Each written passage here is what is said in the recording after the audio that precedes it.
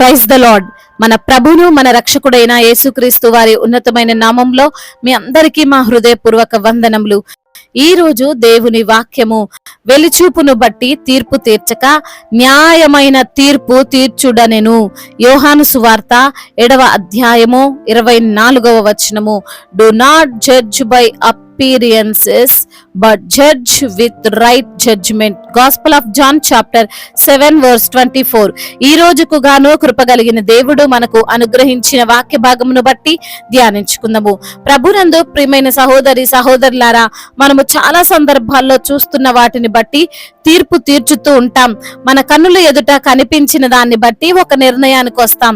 అయితే అది మనల్ని కృంగదీస్తుంది అని, అది మనకు మంచిది కాదని, అది కేవలం ఈ లోక సంబంధమైన వారే చేసేది అని మనము గుర్తించాలి. దేవుని బిడ్డలముగా ఉన్న మనము, జ్ఞానము గల వ్యక్తులుగా ఉన్న మనము చూసే దానిని బట్టి నిర్ణయాలు తీసుకోవద్దు. ఎదుటి వారిది తప్పనో రైట్ అనో చెప్పవద్దు. మనము లోతుగా వెళ్ళి దాని గురించి ఆలోచించిన తరువాతే నిర్ణయానికి రావాలి, తీర్పు తీర్చాలి. బహుశా ఈ రోజున నీవు అటువంటి వాటిని నమ్మి మోసపోయావేమో.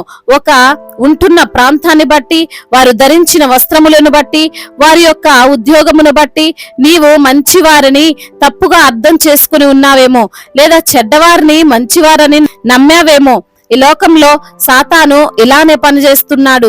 మొబైల్స్ లో, టీవీల్లో మనకు ఒక స్థలం గురించో, ఒక ప్రాంతం గురించో, ఒక ప్రొడక్ట్ గురించో చూపించేది ఒకటైతే అసలు రియాలిటీ మరొకలా ఉంటుంది.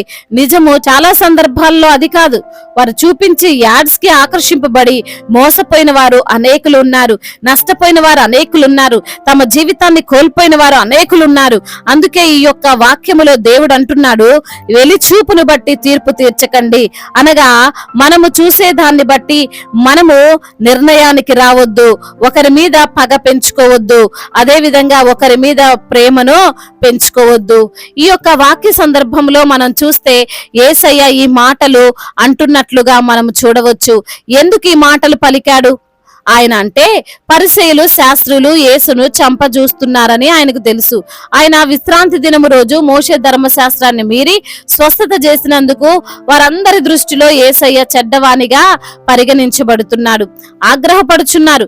అందుకే అప్పుడు యేసయ్య అంటున్నారు, మీరు చూసిన దాన్ని బట్టి తీర్పు తీర్చవద్దు, న్యాయమైన తీర్పు తీర్చండి అని. అంటే వారు అన్యాయమైన తీర్పు తీరుస్తున్నారు.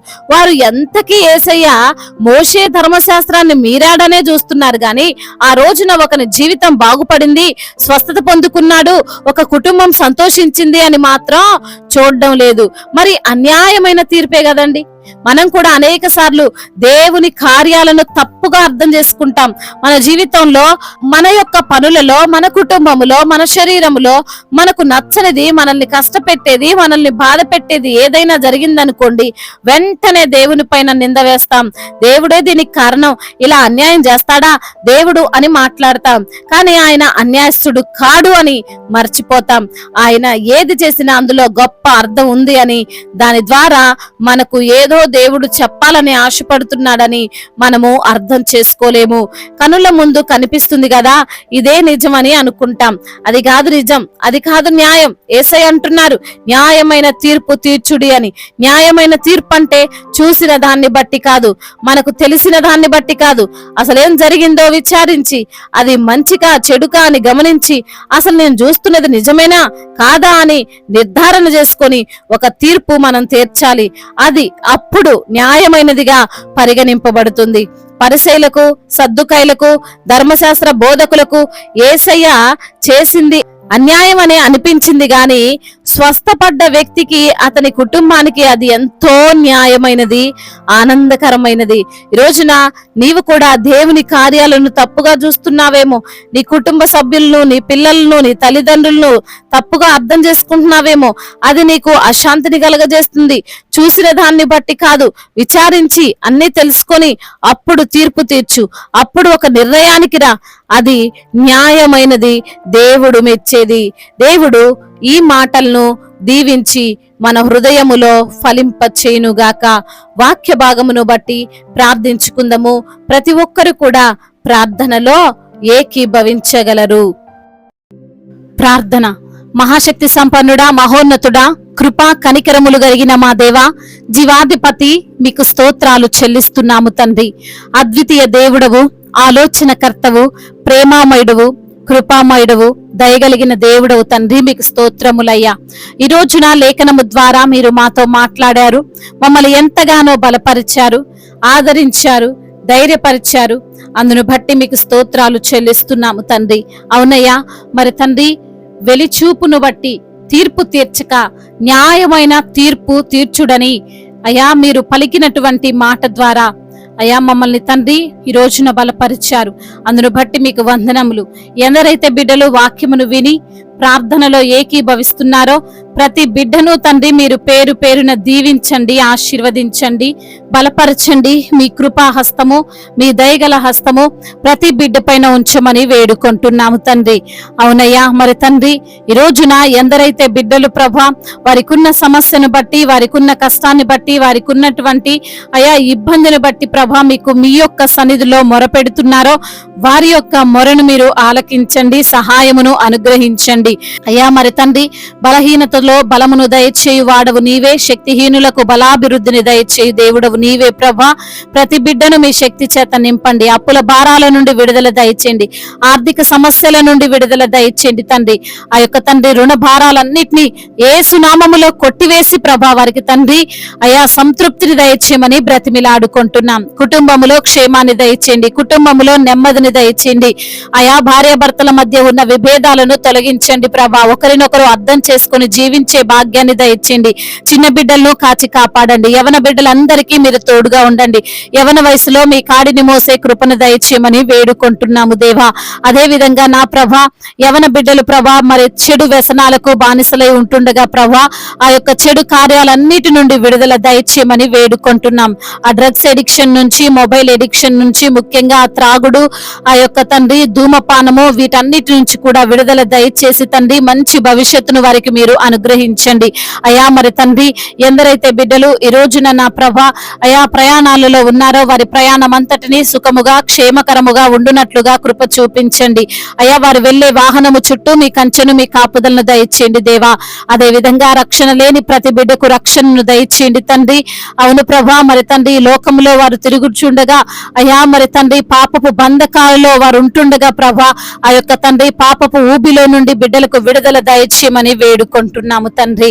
అయా అధికారులందరికీ మీరు తోడుగా ఉండండి. అయా సువార్థికులను మీరు దీవించండి తండ్రి. మా భారతదేశాన్ని మీరు ఆశీర్వదించండి.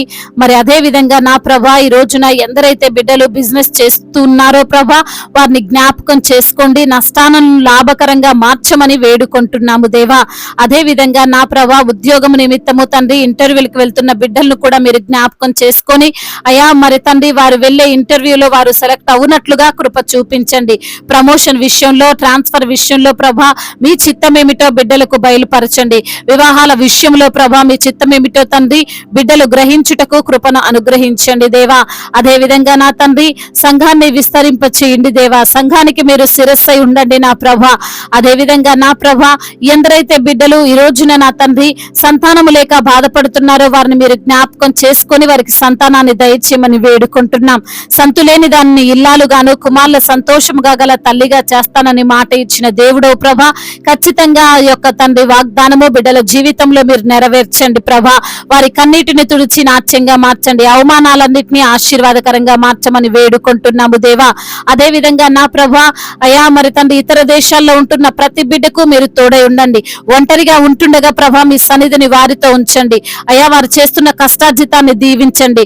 నిశ్చయముగా నీ చేతుల కష్టార్జితం నీవు అనుభవించదవు, నీకు మేలు కలుగును, నీవు ధన్యుడు అంటున్నావు ప్రభా. అట్టి రీతిగా ప్రతి బిడ్డను తండ్రి మీ యొక్క ఆశీర్వాదము చేత నింపమని వేడుకుంటున్నాము. అదే విధంగా నా ప్రభా అయా ఎందరైతే బిడ్డలు ఇంకా ఎందరైతే బిడ్డలు ప్రభా చెప్పుకోలేని బాధల్లో సమస్యల్లో ఉన్నారో వారి సమస్యలన్నింటినీ యేసు నామములో కొట్టివేయమని వేడుకుంటున్నాము దేవా. అదే విధంగా నా ప్రభా అయా మరి తండ్రి అనాథలను ఆదరించండి, అభాగ్యులను ఆదుకొనండి. అయా తల్లిదండ్రి లేని వారి పక్షముగా మీరుండి న్యాయమును తీర్చండి. తను ఇంతవరకు చేసిన ప్రార్థన అంతటిని మీ పాద సన్నిధిన చేర్చుకోమని మానాథుడు, సర్వశక్తిమంతుడు, సజీవుడు, బలవంతుడైన యేసుక్రీస్తు వారి అతి శ్రేష్టమైన నామములో ఈ ప్రార్థనను అడిగి వేడుకొని పొందుకొని ఉన్నాము మా ప్రియ పరలోకపు తండ్రి. ఆమేన్. ఈ రోజు పెళ్లి రోజు మరియు పుట్టినరోజు జరుపుకున్న వారందరినీ దేవుడు దీవించి సకల మేలులతో, సకల ఆశీర్వాదములతో, కృపా క్షేమములతో, శాంతి సమాధానముతో, మెండైన దీవెలతో దేవుడు మిమ్మల్ని నింపునుగాక. మీ యొక్క ప్రార్థన అవసరతలను మాకు తెలియజేయగలరు. మీ కొరకు మేము తప్పక ప్రార్థిస్తాము. మొదటిసారిగా మన యొక్క ఆదరణ వాక్యం చూస్తున్నట్లయితే తప్పకుండా సబ్స్క్రైబ్ చేసుకోగలరు. ఈ వాక్యము మీకు ఆశీర్వాదకరంగా ఉండినట్లయితే కనీసం ఒక 10 మందికైనా ఈ వాక్యాన్ని పంపి మీరు కూడా దేవుని యొక్క రాజ్య సువార్తలో పాలిభాగస్తులుగా ఉండాలని దేవుని పేరట మనవి చేసుకుంటున్నాను. దేవుడు మిమ్మల్ని ప్రేరేపించినట్లయితే విశ్వాసముతో సాగుతున్న ఈ పరిచర్యను ప్రోత్సహించండి. May God bless you all. దేవుడు కృప మీకు తోడై ఉండునుగాక.